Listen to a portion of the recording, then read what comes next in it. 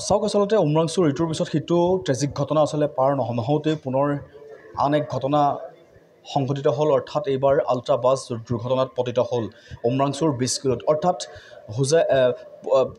পশ্চিম কাৰ্বি আংলঙৰ যি হামৰেঙৰ পৰা আল্ট্ৰা বাছ 40জনীয়া এটা দল প্ৰীতিভোজৰ বাবে আগবাঢ়িছিল যি উমৰাংচুৰ গ'লফিল্ডলৈ, আৰু আহাৰ পথতে আচলতে এক অনাকাংক্ষিত ঘটনা সংঘটিত হ'ল। আৰু তাৰেই ইতিমধ্যে আমাৰ প্ৰাপ্ত তথ্য অনুসৰি 12গৰাকী লোক এই হোজাই হাম হস্পিটেল অতি সংকটজনকভাৱে অনা হৈছে আৰু কেমেৰা সহযোগী ৰূপে পৰিৱেশটো দেখুৱাব। আৰু আমি দেখুৱাই গৈছোঁ এয়া হোজাই হাম হস্পিটেলৰ পৰা প্ৰায় 40গৰাকী লোক ইতিমধ্যে সেই আল্ট্ৰা বাছখনত আছিলে, আৰু আল্ট্ৰা বাছখনত থকাৰ পিছত হোজাই যি হাম হস্পিটেল আছে, হাম হস্পিটেলত ইতিমধ্যে 12গৰাকীকৈ দুৰ্ঘটনাত পতিত হোৱা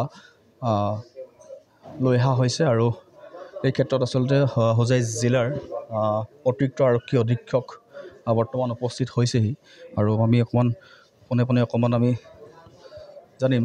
ছাৰ, যি আচলতে 20 কিলো যি ঘটনা সংঘটিত হ'ল, কেনেকুৱা ধৰণৰ মুভমেণ্ট এতিয়া বৰ্তমান বা কিমানজন আহিলে?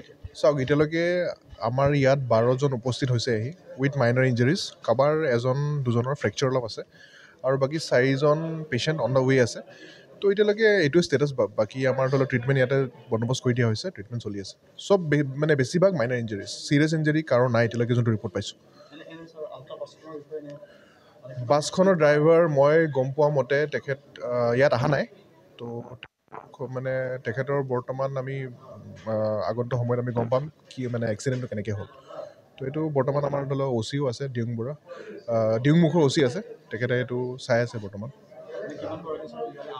টোটেল এতিয়া ইয়াত 16জনকে অনা হ'ব।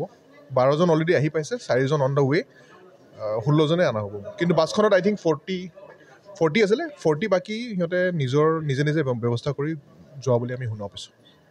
সেইটোৱে।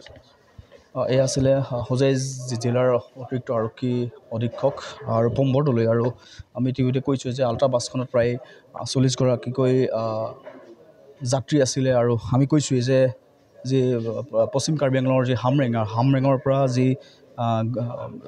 যি আচলতে উমৰাংচুৰ যি গ'লফিল্ড, সেই গ'লফিল্ডলৈ এটা বনভোজকাৰী এটা দল, প্ৰীতিভোজৰ এটা দল আচলতে গৈছিলে, আৰু সকলো ঠিকেই আছিলে। কিন্তু অনাকাংক্ষিত আচলতে আহাৰ পথতে এক অনাকাংক্ষিত আচলতে ঘটনা এক সংঘটিত হ'ল।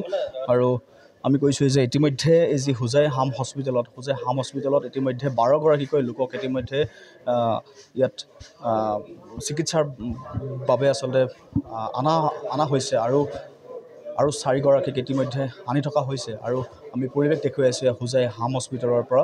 আৰু ইতিমধ্যে আমাক হোজাই জিলাৰ অতিৰিক্ত আৰক্ষী অধীক্ষক ৰূপম বৰদলৈ ইতিমধ্যে আমাক জনোৱাৰ মতে যে আল্ট্ৰা বাছখনৰ আচলতে কি কাৰণে আচলতে গোটেই ঘটনা সংঘটিত হ'ল, সেয়া পৰৱৰ্তী সময়ত আচলতে গম পোৱা যাব।